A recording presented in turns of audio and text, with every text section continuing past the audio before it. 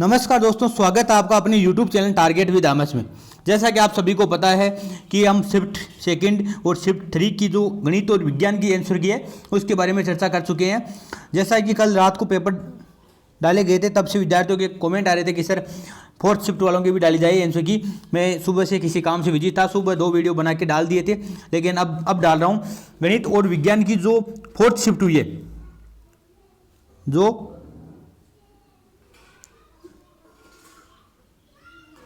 Fourth shift है, जो 24 जुलाई को हुई थी इवनिंग में, उसकी ये आंसर की है। और ये आंसर की है, ये सीरीज कोड लिया गया ए। कौन सा कोड है? ए कोड लिया गया है। और इसके मैं आपको गणित में आपको पूरा सॉल्यूशन नहीं करवा के सीधा आपको आंसर की पर चर्चा करूंगा। कुछ तो आपको बता दूंगा, इस प्रकार से आप इसको प्रश्न को हल कर सकते हैं। अगर आपको फिर भी डाउट हो तो मुझे बता देता, मैं व्याख्या करवा दूंगा इसकी। बाकी मैं शिफ्ट सेकंड और थर्ड की व्याख्या करवा चुका हूँ, गणित की भी पूरी, विज्ञान और गणित की व्याख्या करवा चुका हूँ। तो चलिए शुरू करते हैं। पहला प्रश्न है कि व्यंजक x की घात 3 माइनस 2x प्लस 1 का गुणनखंड है। मतलब व्यंजक दिया हुआ है x की घात 3 घात का जो व्यंजक दिया गया है x की घात 3 माइनस 2x प्लस 1 का एक गुणनखंड है। तो आपको इस प्रकार का अगर 3 घात का अगर प्रश्न आ रहा है तो उसको तोड़ने की आपको आवश्यकता नहीं है, सीधा आप देख लो। और अगर इस प्रकार के में सीधा आप 1 रख के, 2 रख के, 3 रख के या -1 रख के देख लो। और अगर आप प्रश्न से करना चाहिए तो आप मान लो x माइनस 1 रखते हैं, तो x माइनस 1 कैसे रखोगे? 0 के बराबर करो। तो x माइनस 1 बराबर 0, तो x बराबर 1 रख के देखो। अगर 1 संतुष्ट हो रहा है तो पहला उत्तर होगा, अगर -1 से संतुष्ट हो रहा है तो दूसरा उत्तर होगा, अगर -2 से संतुष्ट हो रहा है तो तीसरा उत्तर होगा, अगर +2 से हो रहा है तो चौथा उत्तर होगा। अब देखो, x का मान 1 रखने पर 1 की घात 3 बराबर 1 माइनस 2 गुणा 1 2 प्लस 1 1 1 2 हो गए, 2 माइनस 0, मतलब इसका मान 0 आ रहा है। मतलब ये क्या है? एक गुणनखंड है। x माइनस 1 क्या है? एक गुणनखंड है। अगर आपको और गुणनखंड इसके निकालने हो तो x माइनस 1 का इसमें डिवाइड कर दो और जो वैल्यू आएगी वो इसके दूसरा गुणनखंड होगा। एक प्रश्न आया था कि 2/3x minus 4 plus 2/2x minus 6। आपको कुछ नहीं करना, सिंपल सा प्रश्न है। सिंपल सा जो प्रश्न है वो है कि इनको आप इनके लघुत्तम ले लो। नीचे आएगा 3x माइनस 4 और 2x माइनस 6, ऊपर 2 गुणा 2x 4x minus 12 plus 6x minus 8 ये आएगा। इसको सोल्व करोगे आप तो नीचे वाला तो उधर जाएगा, 0 हो जाएगा, और ऊपर वाले की वैल्यू आएगी 2। तो आंसर क्या आएगा? डी। इसका सही आंसर क्या है? डी। एक प्रश्न आया था क्यूब रूट 8 बट्टा अंडरूट 16 भाग अंडरूट 100 बट्टा 49 गुणा क्यूब रूट 125। तो 8 का मान होता है 2 और नीचे हो गया 16 का मान 4, भाग को गुणा में चेंज कर लो आप सीधा, और 7/10 और इधर आ गया 5 का भाग इसमें 2 बार, 2 से 2 कैंसिल, उत्तर आएगा 7/4। क्या आएगा? 7/4। सही आंसर क्या हो गया? बी।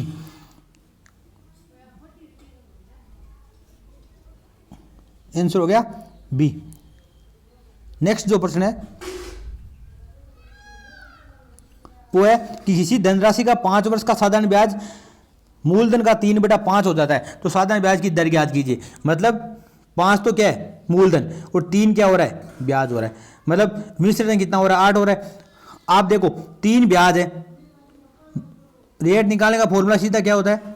रेट बराबर मूलधन ब्याज गुणा 100 बट्टा मूलधन गुणा समय। तो मूलधन कितना है? 5, मूलधन 5 गुणा समय कितना है? समय इसमें दिया हुआ है 5 वर्ष, तो 5 25 का भाग इसमें 4 बार, 4 3 12, रेट आएगी 12%। उत्तर क्या हो गया? सी। तो यदि किसी वस्तु को 560 रुपये में बेचने से हुई हानि 720 में बेचने से हुए लाभ से 50 रुपये अधिक है तो वस्तु का क्रय मूल्य होगा। तो आप सीधा निकाल लेना, इसका आंसर आएगा 665 रुपये। 665 में से 560 घटाओगे आप तो आएगा 105, और 720 में से घटाओगे 665 को तो आएगा 55। तो मतलब इनका जो अंतर है वो 50 का है, 50 रुपये अधिक हानि। यदि 5 केले और 4 सेवों का मूल्य 3 केले और 7 सेवों के मूल्य, मतलब 5 बनाना प्लस 4 एप्पल बराबर 3 बनाना प्लस 7 एप्पल, इनका मूल्य बराबर है। 5 बनाने में से 3 बनाना गया, 2 बनाना बराबर, यहाँ इधर आ गया 3 एप्पल, 7 में से उधर माइनस करेंगे तो B/A बराबर 3/2, मतलब बनाना बट्टा एप्पल बराबर 3:2। 3:2 किस में आ रहा है? तो 3:2 बी ऑप्शन में है, तो इसका आंसर होगा बी। यदि किसी संख्या के 75% में 75 जोड़ के वही संख्या प्राप्त हो जाए तो वह संख्या है, तो वो संख्या होगी 300। आप जोड़ के देख लेना, या आप सीधा कर सकते हैं एक्स का 75% बट्टा प्लस 75 बराबर एक्स, इस प्रकार आप सोल्व कर सकते हैं, या 300 का 75% आप ऑप्शन से भी कर सकते हैं। एक प्रश्न आया था, एक गांव की वर्तमान जनसंख्या 1,30,910 है। यदि गत वर्षों में क्रमशः 6% की वृद्धि, 5% की कमी, 4% की वृद्धि हुई तो 3 वर्ष पूर्व जनसंख्या क्या थी। देखो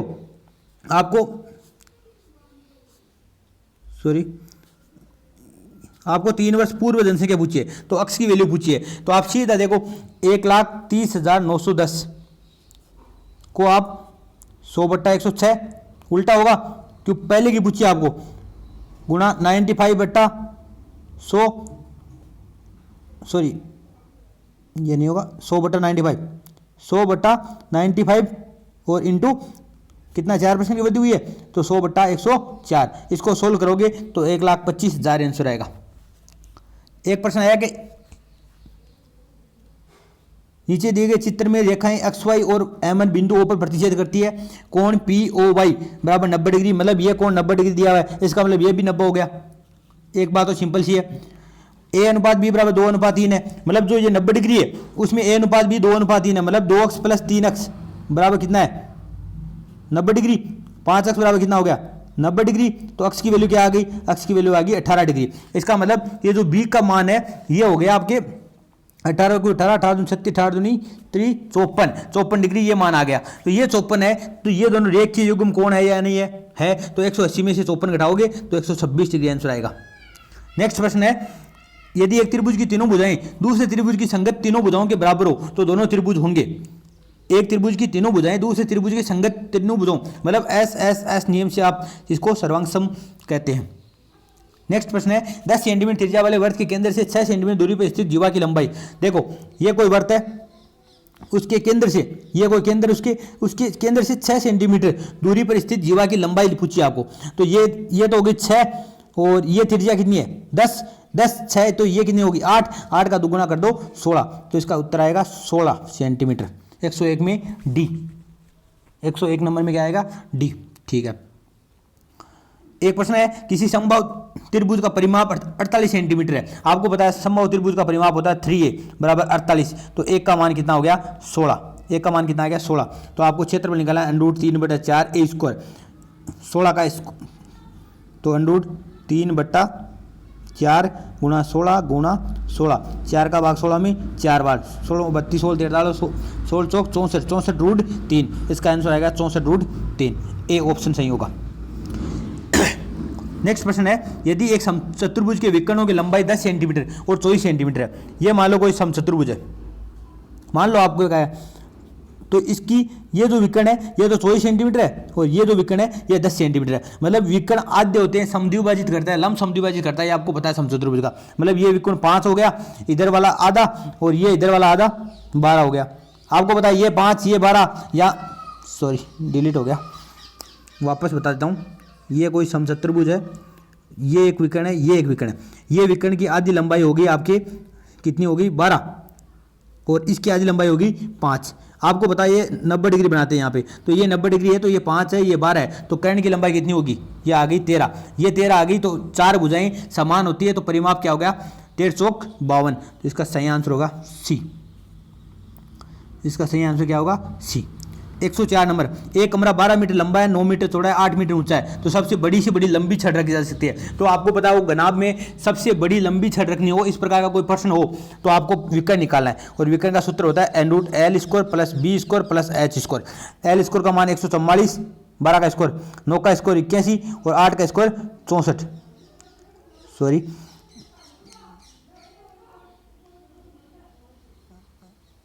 एक मिनट, हाँ, तो आपको पता होगा 12 का स्कोर कितना होता है 144, 9 का स्कोर 81 और 8 का स्कोर 64, आप इनका ऐड करोगे तो 289 आएगा और उत्तर आएगा 17।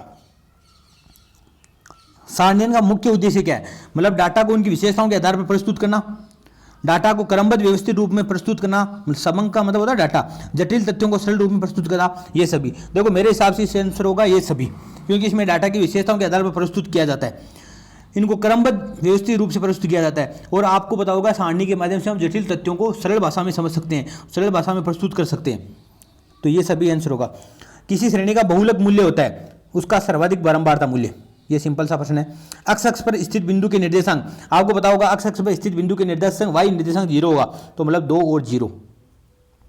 एक साधारण वर्ष में 53 मंगलवार होने की प्रायिकता, आपको पता है 365 दिन होते हैं, और 365 दिन में से 52 मंगलवार तो आ जाएंगे। अब बचे कितने? एक दिन बचेगा। 364 में 52 आ गया, अब 52 सप्ताह तो आ गई। 52 का मतलब 52 मंगलवार, 52 सप्ताह का मतलब 52 मंगलवार होंगे, 52 सोमवार, 52 बुधवार। अब बच गया एक दिन। एक दिन कितने दिन होते हैं? 7 दिन, तो 1/7 प्रायिकता क्या होगी? 1/7। अगर यही लीप वर्ष हो तो इसकी प्रायिकता होती है 2/7। एक प्रश्न है, निम्न में से गणित शिक्षण की सहायक सामग्री है? नेपियर पट्टियां, लघुगणिकीय सामग्री, ज्यामिति बॉक्स, ये सभी जो है गणित शिक्षण की सहायक सामग्री है। एक प्रश्न आया, मूल्यांकन बराबर मापन प्लस निर्णय। ये सिंपल सा प्रश्न आया, मापन प्लस निर्णय, ए आंसर। निम्न में से कौन भारतीय गणितज्ञ नहीं है? तो आपको पता होगा रामानुजन, जिन्हें आयंगर के नाम से जाना जाता है। आपने हमारे जो गणितज्ञ है रामानुजन, या जिसे आयंगर कहते हैं, उन्हीं के जन्मदिन पर गणित दिवस मनाया जाता है। आपको पता होगा 22 दिसंबर को गणित दिवस मनाया जाता है, वो इन्हीं के जन्म दिवस पर मनाया जाता है। ये भारतीय है। आपने पता होगा आर्यभट्ट भी भारतीय है, ब्रह्मगुप्त भारतीय है, लेकिन जो पाइथागोरस है वो एक गणितज्ञ है, लेकिन ग्रीक के। कहाँ के? ग्रीक गणितज्ञ है। निम्नलिखित कौन सा शिक्षण में संज्ञानात्मक उद्देश्य का एक प्रकार नहीं है? देखो ये प्रश्न डिलीट होने के चांस है, पूरा चांस है कि डिलीट हो जाएगा प्रश्न, या बोनस दिया जाएगा आपको, क्योंकि इसमें ज्ञान, अवबोध, कौशल और अनुप्रयोग, ये चारों संज्ञानात्मक उद्देश्य का एक प्रकार है। क्योंकि आप अगर मूल्यांकन पढ़ते हैं तो उसमें जो गणित शिक्षण के उद्देश्य पढ़ते हैं, जो ब्लूम ने दिए हैं, उसमें ज्ञान, अवबोध, कौशल, अनुप्रयोग, विश्लेषण, संश्लेषण और मूल्यांकन, ये सभी आते हैं 6। लेकिन अगर मान लो बोर्ड की नीति या नियत इस प्रकार की है कि इस प्रश्न को इस प्रकार से बनाया गया है, तो इसका सही आंसर हो जाएगा कौशल। क्या जाएगा? कौशल। क्योंकि कौशल को हम क्रियात्मक उद्देश्य के अंतर्गत शामिल कर सकते हैं। वैसे मतलब कौशल का मतलब हो गया एक ट्रेनिंग किसी चीज में, अभ्यास, कौशल, ये सब क्रियात्मक उद्देश्य के अंतर्गत भी आते हैं। इस वजह से इस प्रश्न का मान सकता है अगर बोर्ड माने तो। बाकी ये बोनस वाला प्रश्न है।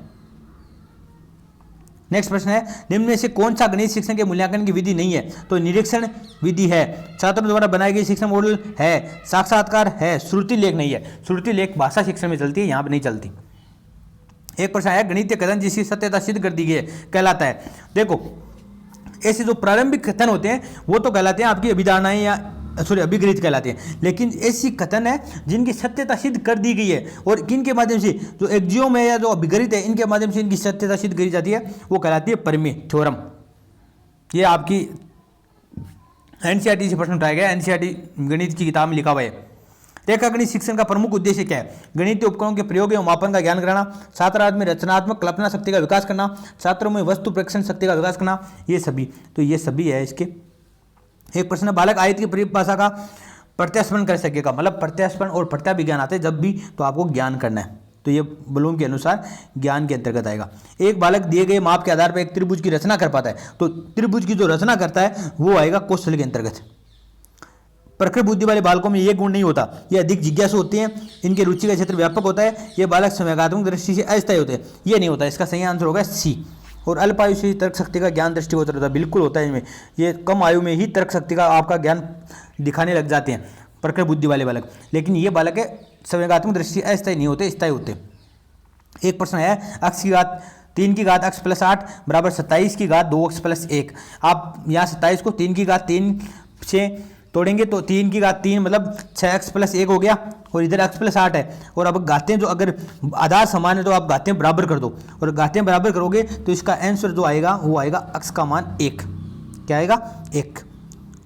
एक प्रश्न है, यदि x + y = 7, x² + y² = 25, तो 1/x + 1/y का मान। तो आपको बताओ कि 1/x + 1/y का मान होता है y + x/xy। मतलब ऊपर तो y + x का मान निकला है, नीचे xy का मान निकला है। अब xy कहाँ से लाएं? तो आपको पता होगा x + y का होल स्क्वायर क्या होता है? x + y का होल स्क्वायर क्या होता है? x² + y² + 2xy। x + y का स्क्वायर का मान आपको 25 दिया हुआ है, x + y का मान 7 दिया है, 7 का स्क्वायर 49। तो 49 में से आप 25 माइनस कर दो, इधर 2xy का मान आ जाएगा। 49 में से 25 माइनस करोगे तो आपका आ गया 24। 24 में से अक्स वाई का मान कितना होगा 24/2 बराबर 12। अक्स वाई का मान आ गया 12, वाई प्लस अक्स का मान 25 दिया हुआ है, उत्तर आएगा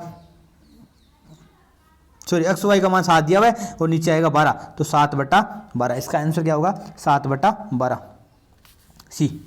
अब आती है विज्ञान। विज्ञान के जो प्रश्न आए हैं वो भी आप देख लो। एलईडी का पूरा नाम क्या है, तो आपको सीधा इंग्लिश में देखो तो प्रकाश उत्सर्जक डायोड या light emitting diode. Electric cell क्या करता है, विद्युत सेल क्या करता है, तो विद्युत सेल है यांत्रिक ऊर्जा को रासायनिक ऊर्जा को विद्युत ऊर्जा में परिवर्तित करता है। तो विद्युत सेल है वो रासायनिक ऊर्जा को विद्युत ऊर्जा में परिवर्तित करता है।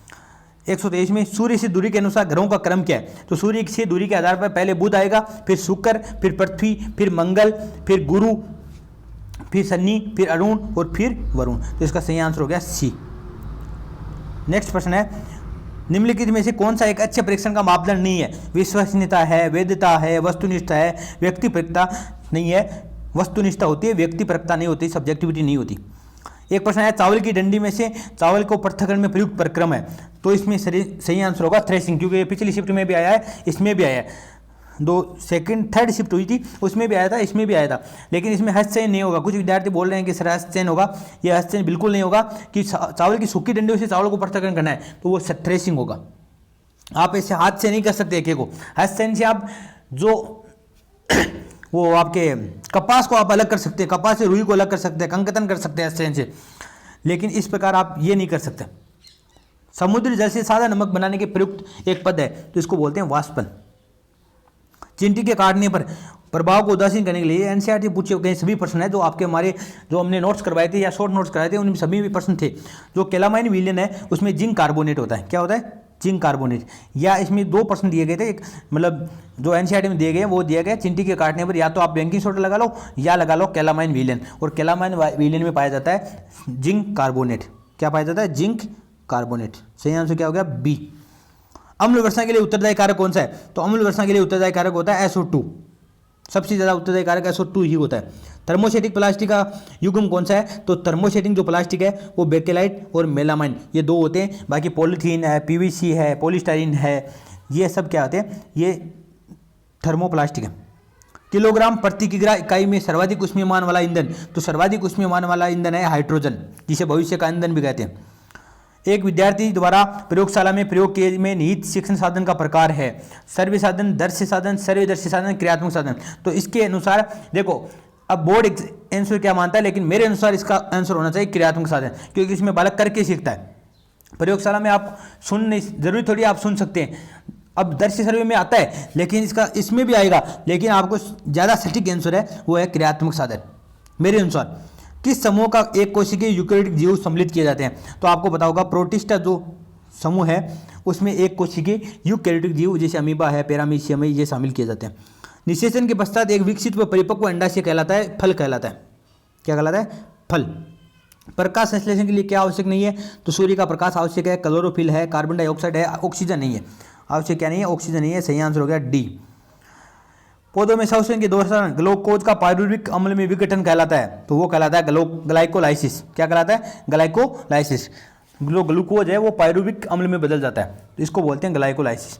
सर्वप्रथम गोल्जी उपकरण को किसने वर्णित किया, तो इसको वर्णित करने वाले थे कैमिलो गोल्जी। क्या थे कैमिलो गोल्जी। कौन से जीवाणु में काली खांसी रोग होता है, कौन से जीवाणु से मानव में काली खांसी जिसे पट्टूसिस बोलते हैं वो रोग होता है, तो इसे बोलते हैं बोर्डिटेला पर्टुसिस। जो ए आंसर है बोर्डिटेला पर्टुसिस, इसकी वजह से होता है। सही आंसर हो गया ए। मानव त्वचा में श्वेत ग्रंथियां कौन से प्रकार की होती है, तो मैंने आपको पहले ये तो शायद गलती से होलोक्राइन बता दिया होगा, लेकिन इसका सही आंसर होगा एपोक्राइन। एपोक्राइन में एक तो आएगी श्वेत ग्रंथियां और एक आएगी स्तन ग्रंथियां।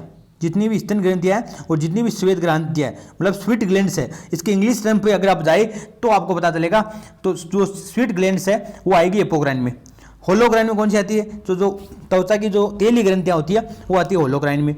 और आप एक और होती है मेरोक्राइन, उसमें आती है आपके जो लार ग्रंथियां हैं वो मेरोक्राइन में आती है। ये हो गया इसका। एक विटामिन डी की कमी से होने वाला रोग है, तो वो है रिकेट्स। कौन सा है रिकेट्स। कौन से प्राणी में मुकुलन द्वारा अलैंगिक जनन होता है, तो ये होता है हाइड्रा में। कौन सा हार्मोन अंडाशय में अंडाणुओं के परिपक्वन को नियमित या नियंत्रित करता है, तो वो है FSH फॉलिकल स्टिमुलेटिंग हार्मोन या पुट्टी का प्रेरक हार्मोन, जो कि एक गोनेडोट्रोपिक GTH जो गोनेडोट्रोपिक हार्मोन है उसके दो प्रकार है, FSH और LH। तो इसमें LH तो ऑप्शन में नहीं था, तो आपका सीधा FSH होएगा। यौन संचारित रोग कौन सा है? तो आपको पता होगा गोनेरिया और सिफिलिस है, जो यौन संचारित रोग है, तो गोनेरिया हो गया इसका आंसर। खरीफ की फसल का उदाहरण, तो खरीफ की फसल कौन सी है इसमें? चना रबी की है, मटर रबी की है, अलसी रबी की फसल है, मक्का है वो खरीफ की फसल है। निम्नलिखित में से कौन सी सबसे प्राचीन शिक्षण विधि है? तो स्मृति विधि, मूल्यांकन विधि, प्रक्षेपण विधि, कहानी विधि। तो जो प्रक्षेपण और मूल्यांकन विधि ये तो होगी नहीं। अब आपके कंफ्यूज हो सकता है कहानी विधि और स्मृति विधि में, तो आपको इसमें कहानी विधि की इंग्लिश देखो, एनेक्डोटल मेथड, और जो उपख्यानात्मक विधि है वो अभी आई है। जो नवीन विधि में आता है, प्राचीन में नहीं आती। प्राचीन विधि चलती थी वो स्मृति पर आधारित विधियाँ चलती थी, जो रटने पर आधारित विधियाँ चलती थी वो कहलाती है प्राचीन विधियाँ। तो इसका सही आंसर हो गया ऊपर वाले का ए। सतत एवं व्यापक मूल्यांकन में व्यापक मूल्यांकन का क्या अर्थ है? तो व्यापक मूल्यांकन का अर्थ है शैक्षिक और सह-शैक्षिक क्षेत्र का मूल्यांकन। सभी विषयों का मूल्यांकन तो आ गया शैक्षिक में, सह-शैक्षिक गतिविधियों का मूल्यांकन भी किया जाता है।